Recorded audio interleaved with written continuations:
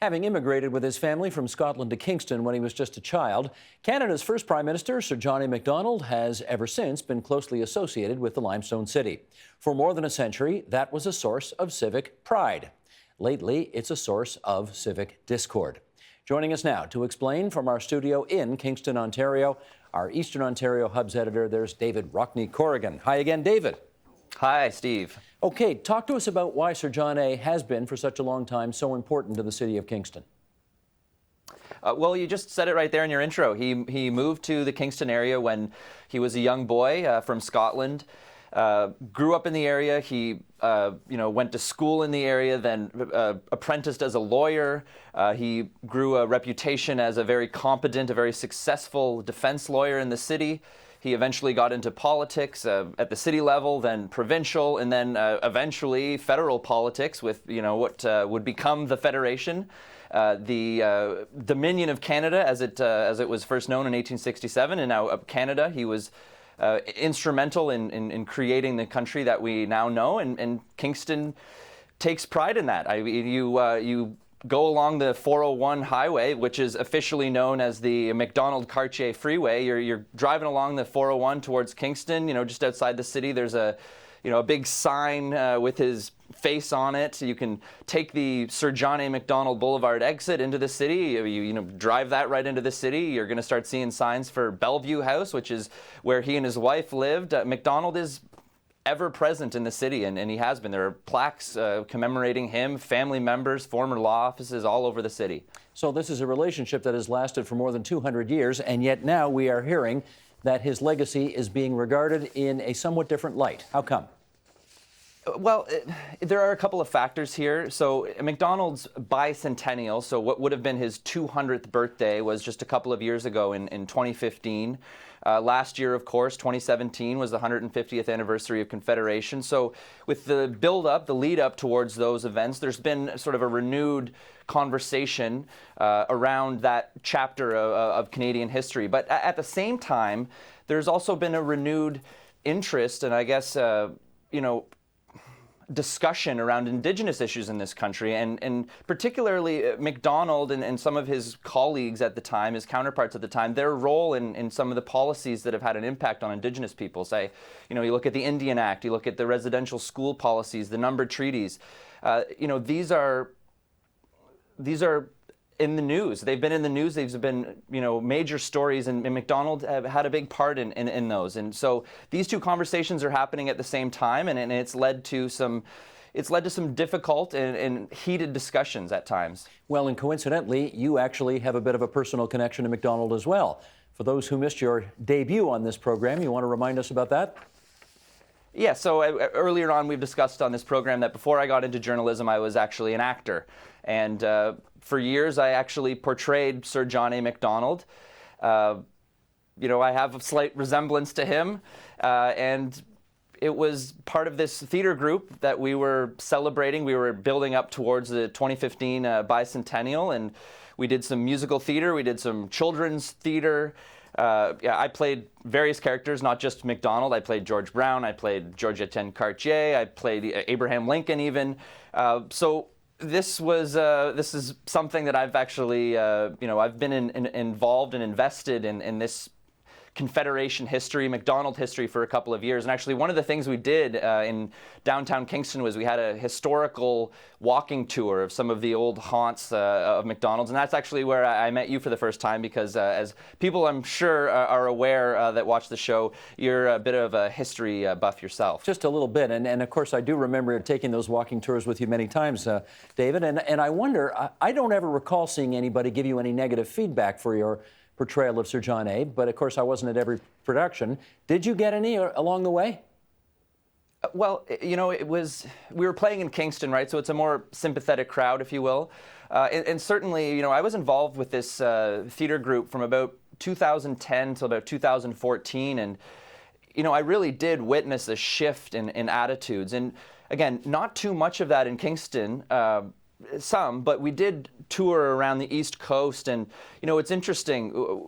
There was a lot of criticism, and from different groups. I think back to a time we were doing a show at town hall essentially in Fredericton, New Brunswick. And after the show, a gentleman in the crowd put up his hand and, basically accused MacDonald of hijacking the Charlottetown Conference in 1864. And without getting into too many of the history details there, basically that, some people on the East Coast, some Maritimers, think that MacDonald and his colleagues bullied the Maritime provinces into joining Confederation. So it put us in this interesting position where we were sort of trying to answer for some things that had happened, 140 years before we were performing this show. But we approached it as artists. We were not afraid to, dig into some of the more unsavory, the warts and all, that people talk about. So we had the privilege of sort of seeing both sides. It wasn't just purely an exercise in cheerleading.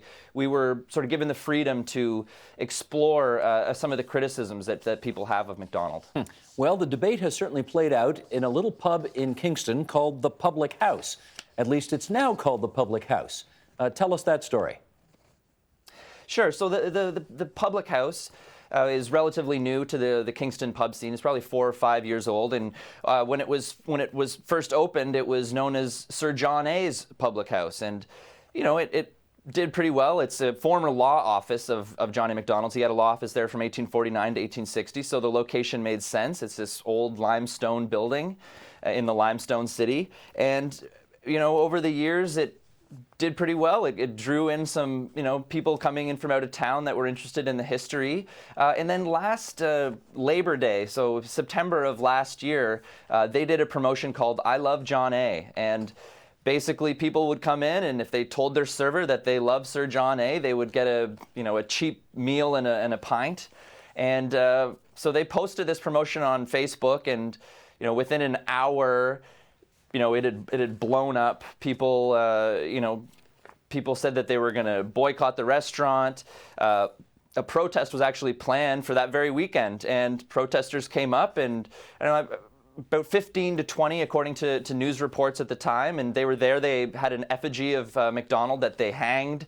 They were sort of telling everybody who passed by about the wrongs that MacDonald had committed or allegedly committed, against the Indigenous peoples of Canada. And so they decided, the owner of this, Paul Fortier, who's himself a historian, decided to change the name. So it's now known as the Public House. And he did that a couple of months ago. So it took a little bit of time to do that. It was after some conversations with his staff, after a lot of harassing phone calls, people saying that they wanted to boycott it. So he changed the name in January to just the Public House.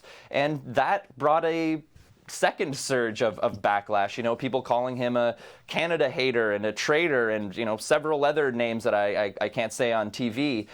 He received death threats. So he sort of took the vitriol from both sides, and now it's now known as the Public House. Just in case anybody wants to get a lot more information about this, Sheldon, maybe you could put this slide up right now. We do want to remind everybody that David Rockne Corrigan has written a very thoughtful piece for our website, tvo.org. You can go to the website, of course, anytime and check out more about what he has to say. And apropos of that, you will see in that picture right there a statue of Sir John A. And there is, of course, a statue of Sir John A. in City Park, just east of Queen's University's campus, which has also become a source of some controversy in the Limestone City. What's the story there, please, David? It has become a source of controversy. It is the sort of grandest gesture, the grandest symbol of MacDonald in our city. It's this, this huge statue on, it's got to be a 15-foot pedestal. MacDonald's wearing a cape. It has a very prominent spot in the cityscape, if you will, and it has been the target of vandalism over the years. So I think first in 2013, about 5 years ago, the night before what would have been MacDonald's 198th birthday, the city woke up to paint thrown all over the statue, the words murderer and colonizer spray painted on the statue. And, that was 5 years ago. It's happened a few times since then. It's sort of become the focal point, I guess, of a lot of the MacDonald controversy. And it's interesting because Kingston's MacDonald statue is not the only target of vandalism in the country. Last November, the statue in downtown Montreal was vandalized. Just last month, in February, the statue in Regina was vandalized, not for the first time either. It was spray painted from head to toe. So it's certainly a symbol of MacDonald, and it becomes a sort of target for some of the anti-MacDonald sentiment to flourish. Pretty clearly, David, the people who want to revise a look at history, to take a fresh look at history and MacDonald's role in it, seem to be in the ascension right now. You talked about the pub having changed its name, you talk about the vandalism and so on.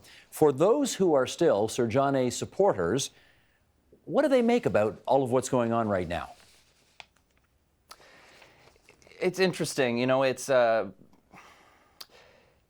lot of times you hear this recurring argument that that you can't judge history by today's standards. That MacDonald was a product of our times. I spoke to Tom Axworthy, who some viewers may remember as a former principal secretary to former Prime Minister Pierre Trudeau. He was a prof at Queen's here for a long time. He's now a prof at U of T, and what he said is that people are generally seeing history and seeing MacDonald's legacy in black and white terms, and he says that that's not fair to MacDonald. That's not fair to Canadian history. That history is actually full of gray areas, and that there's a lot of complexity and nuance. But what's happened in Kingston with some of his supporters, and there are still many, is that I just feel like old habits die hard, or old tomorrow is dying hard in the city. So you'll have this pushback against MacDonald, and then what seems to be happening is that some of the, the more sort of ardent MacDonald supporters are digging their feet in and sort of pushing back. So it's really created this this heated controversy, and at times has exploded into protest and vandalism and that sort of thing. Well, the author Richard Gwynne, who of course did a wonderful 2-volume biography on Sir John A, has accused the critics of Sir John of presentism, namely trying to judge people of 200 years ago by the standards of today, which he says you obviously can't do. But in many respects, I guess, David, like MacDonald is the ultimate Rorschach test for Canadians today, isn't he? Yeah, that's certainly an interesting way of putting it, and I hadn't considered it in those terms until I spoke with James Dashuk. He's a professor at the University of Regina. He wrote a book called "Clearing the Plains," which explores some Canadian policies that led to starvation of Indigenous populations in the prairies. Actually, ironically, his book, Clearing the Plains, won a major history prize, which is called the Sir John A MacDonald Prize. Just a side note, that name is probably going to be changed in the next couple of months. The Canadian Historical Association is voting to perhaps change that name. But I was speaking to Dashuk, and he described it as this sort of fulcrum. The way that you view MacDonald, the way that you view the country. These are sort of they go hand in hand. They often align. And he said something to me that was interesting, and I just want to make sure I get it right. So I'm going to read it. He said, "If you think Canada is working okay, you're probably going to be okay with MacDonald. But if you think Canada is fundamentally flawed, say on Indigenous issues, if you think that fundamental flaw is significant, you probably have a different view of MacDonald's legacy." And I think it's perfect, and I think Kingston is, we're seeing that every day here. The MacDonald controversy is not going away. I spoke to somebody at Idle No More Kingston. They said that they want to have the statue removed, and of course there are many people in this city that do not want to see that happen. So the debate continues. Indeed it does. And again, for those who want to read more about it, we recommend your piece on our website, tvo.org, for more. David Rockne Corrigan, our Eastern Ontario Hub's editor. Good to see you again on TVO tonight. Thanks, Steve.